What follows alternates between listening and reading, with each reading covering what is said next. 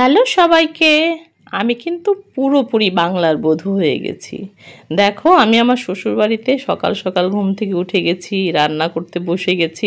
আমার শ্বশুরবাড়িতে সিলিন্ডার গ্যাসে আসলে রান্না করা হয়। আমার শাশুড়ি মা উনি সিলিন্ডার গ্যাসেই করে, কিন্তু আমরা সবাই যখন বাড়িতে আসি রান্না বাড়া অনেক বেশি থাকে, তখন আমি নিজে থেকেই বলি আমাকে দাও, আমি রান্না করি। সবচেয়ে মজার ব্যাপার এটাই, আমি জীবনে কখনো আমার বিয়ের আগে কোনো দিনও এমনি টুকটাক রান্না করলেও কিন্তু কখনো চুলায় রান্না করি নাই, কিন্তু এখন আমি খুব ভালো মতো রান্না করতে পারি।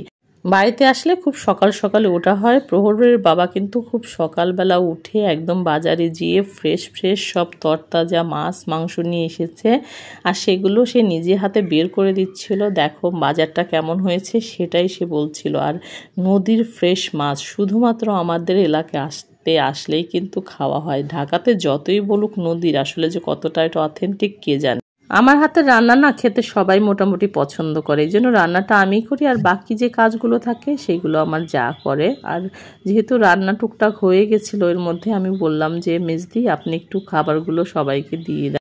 বাচ্চারা বাড়িতে আসলে একদম বাড়ির পরিবেশের সাথে মিলে যায়, আর ওদেরকে এভাবে বসিয়ে দেই একসাথে খেতে। আমরা ছোটোবেলায় এভাবে কত খেয়েছি। আর আমার রান্না বাড়া শেষ করে আমার কিন্তু আগে চা খেতে হবে, আর আমি চা খেতে ভীষণ পছন্দ করি, সেটা তোমরা সবাই জানো।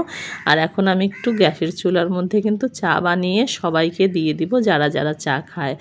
যতটুকু সময় থাকি না কেন শ্বশুর বাড়িতে, আসলে নিজের বাড়ি, নিজের ঘর, নিজের পরিবারকে নিজের মতন করে দেখারই চেষ্টা করি।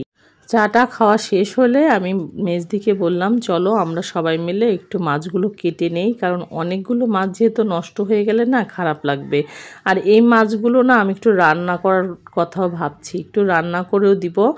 যদিও আমার রান্না বাড়া মোটামুটি কমপ্লিট হয়ে গেছে, কিন্তু ফ্রেশ মাছের না একটা আলাদা স্বাদ আছে, এই জন্য কুটাকুটি করে যদি সম্ভব হয় অবশ্যই রান্না করব।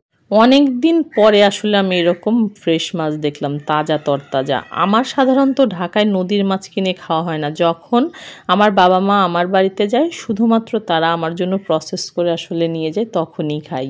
আর এদিক দিয়ে কিন্তু বকবক করতে করতে আমার মাছ রান্নাও কমপ্লিট। এদিক দিয়ে সকালবেলা কাতল মাছ রান্না করেছিলাম, অনেক কিছু করেছিলাম, সবজি করেছিলাম। আর বিকাল হতে না হতেই আমি আবার বাবার বাড়িতে চলে আসছি। আর আসার পথে আমাদের ফেরিঘাটে গেছি প্রহরপ্রিয়তিকে দেখাতে। আর ফেরিঘাট দেখা মানে এই বিশাল সমুদ্র, আমাদের কাছে এটা সমুদ্রই বলতে পারো, একদম যমুনা নদীর ধারে। প্রহরপ্রিয়তিকে ফেরি দেখাতে নিয়ে গেছিলাম। শহরে আমরা যতই নামি দামি পার্কে রেস্টুরেন্টে যাই না কেন, এই যে ন্যাচারাল সৌন্দর্য, এটা শুধুমাত্র বাড়িতে আসলেই আসলে উপভোগ করা সম্ভব। প্রহরের বাবা যখন ঢাকাতে থাকে প্রহরপ্রিয়তিকে কিন্তু আমাদের এলাকা সম্বন্ধে অনেক গল্প করে, আর সেগুলো দেখার জন্য প্রহরপ্রিয়তি উদ্বিগ্ন হয়ে থাকে কখন যাবে, কখন সেগুলো তার বাবার সাথে ঘুরে ঘুরে দেখবে।